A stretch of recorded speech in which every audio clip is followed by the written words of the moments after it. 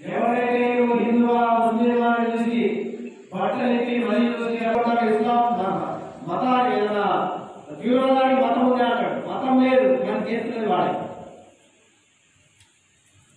ఎందుకంటే అక్కడ చంపి వెళ్ళాడు. మన యుద్ధం పాకిస్తాన్లో చేయాలి, యుద్ధం ప్రకటించలే. ఇక్కడ యుద్ధం జరిగింది ఎవరంటే ప్రపంచంలో కూడా అత్యంత క్రూరంగా అనేక దేశాలలో పట్టి స్థావరాలను 22 నిమిషాల్లో ధ్వంసం చేయడం చరిత్ర భారతదేశానికి. 22 నిమిషాలు కేవలం 2 మహిళా కమాండర్స్ వెళ్ళారంతే. అంటే ప్రపంచానికి ఏమి ఆదేశంలో మహిళలు కాదు, ఆదిశక్తులు మహాశక్తులు కావాలి.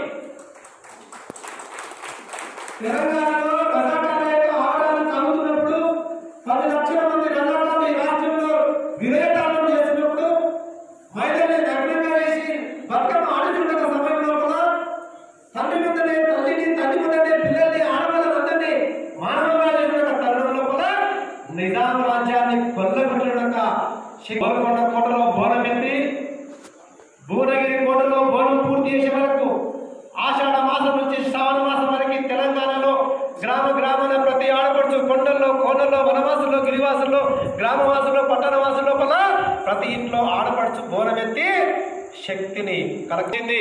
ఆ తర్వాత మన ఇంట్లో పనిముట్లు తీసుకొని గొడవలి, గొడ్డలి, కల్వారా తెలంగాణ రాష్ట్రానికి పట్టినటువంటి ఒక పిశాచాలని, నరరూప రాక్షసులని, రజాకార్లని నరికి నరికి పోగులు పెడితే. జై శ్రీరామ్.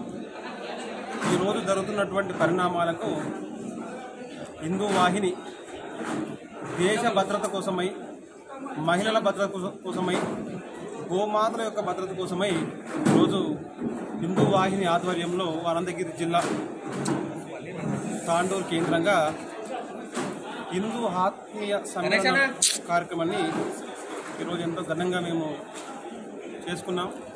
అట్లాగే మాతృమూర్తైనటువంటి మహిళలను మానభంగాలు చేయడం, లవ్ జిహాద్ పేరు మీద మోసాలు చేయడం, కులాల వారి పేరు పైన ఒక కులంకి ₹1,00,000, ఒక కులానికి 5 లక్షలు, ఒక కులానికి 10 లక్షల చొప్పున ఈరోజు భారతదేశంలో జరుగుతున్నటువంటి మహిళలపైన కుట్ర. దానికి ధీటుగా ఈరోజు హిందూ వాహిని ఎన్నో విషయాలతో ఈరోజు మేము దానికి సమాధానం చెప్పాం. ఇట్లాగే ముందు కూడా ఈ వికారాబాద్ జిల్లాలో హిందూ వాహిని ఆధ్వర్యంలో ఎన్నెన్నో కార్యక్రమాలు జరుగుతాయి. భారతదేశానికి మా యొక్క దేహాన్ని అడ్డుగా పెట్టి ఈరోజు మేము నిలబడ్డాం. భారత్ మాతాకి జై. ఇంత మతం అది తీవ్రవాదం ఏమంటున్నారు?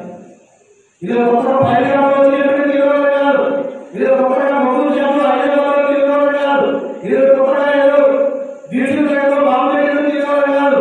అనేక సంవత్సరాల క్రితమే ఈ దేశంలో కూడా తీవ్రవాదులు మన దేశాన్ని పరిపాలించారు. అక్బర్, బాబర్, అలీం, అందరూ కూడా నలుగురు పాటించారు. ఎంత నలుగురు పాటించారంటే నిజాం పట్టపగలు ప్రయాణం చేసేవాడు కాదు, పరిపాలించేవాడు కాదు.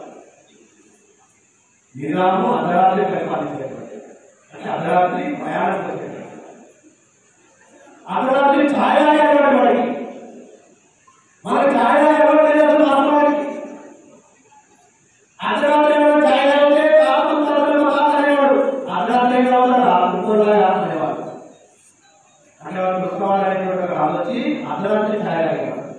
అర్ధరాత్రి ఛాయ ఆవుల మీద ఇవ్వదు, మేకల మీద ఇవ్వదు, గొర్రె ఇవ్వదు, ఆటకు గాడి కూడా బాగా ఇవ్వలేదు. మరి బాగా నిజాం రాజు ఛాయ లేకపోతే ప్రభు కోపగిస్తాడు, పోయిస్తాడు. ప్రభు అసలు మాకు పాలు దొరుకుతాడు. అదే పాలు దొరకకపోతే గ్రామాల వల్ల వాలంటీర్లు ఉంటారు. వాళ్ళని పాలు ఛాయ నిజాము మన యొక్క తల్లుల యొక్క పాలు ఛాయ దుర్మార్గుడు గుర్తుపెట్టుకోవాలి. వీడు కాదు రాసేస్తాడు, వీడు కాదు దుర్మార్గుడు. ఈ రాజ్యం 70 ఏళ్ళ మన తాత ముందే జరిగింది. మన దగ్గర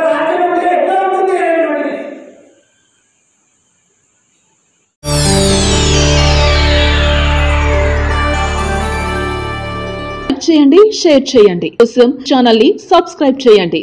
అలాగే ఇక్కడ ఉండే ఈ గంట సింబల్ ని క్లిక్ చేయండి. మేము అప్డేట్ చేసే ప్రతి వీడియో నోటిఫికేషన్స్ మీకు వచ్చేస్తాయి.